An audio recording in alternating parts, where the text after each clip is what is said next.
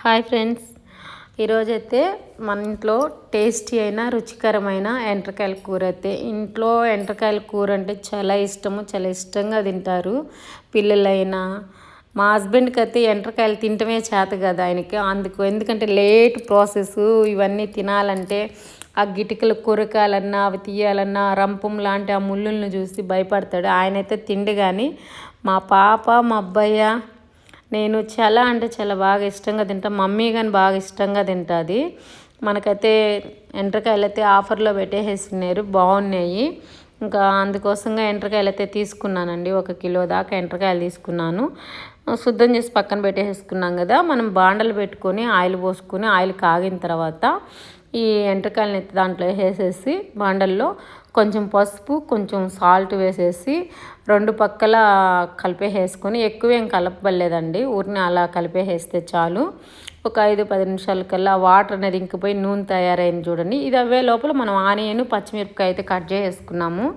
మళ్ళీ పాన్ పెట్టేసుకుని ఆయిల్ పోసేసుకొని సన్నగా తరుక్కున్న ఎర్రగడ్డలు పచ్చిమిరపకాయలు వేసి వేగిన తర్వాత 2 టేబుల్ స్పూన్లు అల్లం వెల్లుల్లి పేస్ట్ వేసుకుని బాగా కలిపేసుకొని చెక్క మొగ్గ మిరియాలు ఆ తర్వాత వచ్చి కొబ్బరి గసాలు అన్నీ వేసేసి నేను మిక్సీ అయితే పట్టుకున్నానండి. అవి వేసి దాన్ని కానీ వేయించిన తర్వాత అది వేగిన తర్వాత మనం ఆల్రెడీ ఉడకబెట్టి పెట్టుకున్నాం కదండి వేయించుకొని ఎండ్రకాయలని, అవి కానీ వేసుకొని మసాలా పట్టినంత వరకు బాగా అటు ఇటు కలిపేసుకొని ఇప్పుడు కారము మనకి సరిపోయేంత కారము, రుచికి సరిపోయేంత కల్లుప్పు వేసేసుకొని కరివేపాకు కొత్తిమీర వేసి తర్వాత ఇప్పుడు మనం ఆల్రెడీ ఉడకబెట్టి పెట్టుకున్నాం కదా బాండలు, ఆ బాండల్లోనే ఒక 1/2 గ్లాసు వాటర్ అయితే పోసుకొని కలుపుకొని ఈ మనం ఫ్రై చేసుకునే ఎండ్రకాయల్లో వేసేసుకోవటమేను. ఇది మరీ హైలో కాకుండా సిమ్లో కాకుండా కొంచెం దగ్గరికి వచ్చినప్పుడు. హాయ్ అండి, ఈరోజైతే ఎండ్రకాయలు తీసుకున్నాము. చూడండి దీని గిట్టలు ఎంతెంత పొడుగున్నాయోను, ఎంత పొడుగున్నాయో ఒక్కొక్క ఎండ్రకాయ ఎంత పొడుగున్నాయో చూడండి.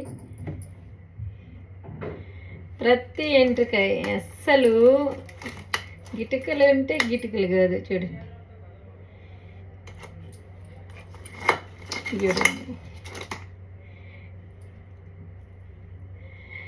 ఇవి బతుకుంటే మాత్రం నీకు పట్టుకున్నామంటే కసక్కని గరిసేస్తాయి. ఇవి చనిపోయి ఉన్నాయిలేండి, బతికైతే లేవు. ఇవైతే తయారు ఎలా చేసుకున్నా క్లీనింగ్ ఉండదు, కానీ బయట చేసుకుంటుంటాం కదా మనం, బయట చేయించుకుని తెస్తుంటాము. వాళ్ళు ఏంటంటే లోపల ఉండే గుజ్జంతా పడేసేస్తారు, తీసివ్వరు. అదే మనం చేసుకున్నాం అనుకో దీని గుజ్జుగానే మనకి మసాలాకి అంతా కలిసి వస్తుంది, అంటే టేస్ట్ బాగుంటుంది గ్రేవీకి. దీన్ని ఎలా చేయాలి అనేది నేను చూపించేస్తాను. ఆల్రెడీ ఎండ్రకాయలు వాటర్ తిప్పేసుకొని నీట్గా క్లీన్ చేసేసి తీసుకున్నాము. ఇసుక అనేది లేకుండా 1-2-3 సార్లు మనం క్లీన్ చేసేసుకున్నామంటే. ఇవి ముళ్ళు అయితే ఉన్నాయి కదండి, ఇది రంపంలాగా చూడండి దగ్గరగా, ఇవి రంపంలాగా ఉన్నాయి ఈ ముళ్ళు. ఇట్లా పెట్టామంటే గుచ్చేసుకుంటావి ఇవన్నీను. అందుకని కొంచెం జాగ్రత్తగా అయితే మనం చేసుకోవాలి. ఇట్లా ఇటుకలు తీసేసుకున్నామంటే ఇవి ఇట్లాగే ఉంచేసుకొని ఈ కొసులు ఉన్నాయి కదండి, ఈ కొసల వరకు గిల్లేసేసుకున్నామంటే పోతుంది.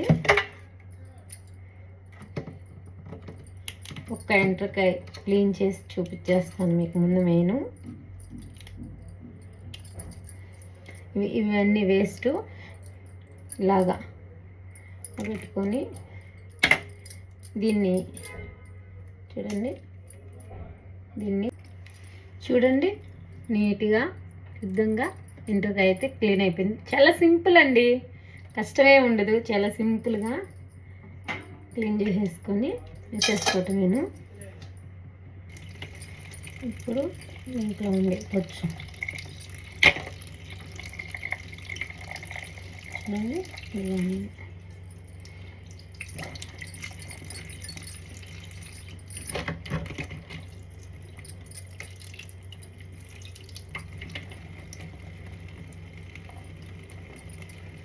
నీట్గా ఎంత క్లీన్గా అయిపోయినాయంటే అంత క్లీన్గా నీట్గా వచ్చేస్తుంది.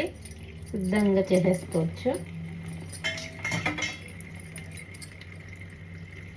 ఎండ్రకాయలు అయితే క్లీన్ అయిపోయినాయి. చూడండి ఎంత నీట్గా క్లీన్ అయిపోయినాయనో.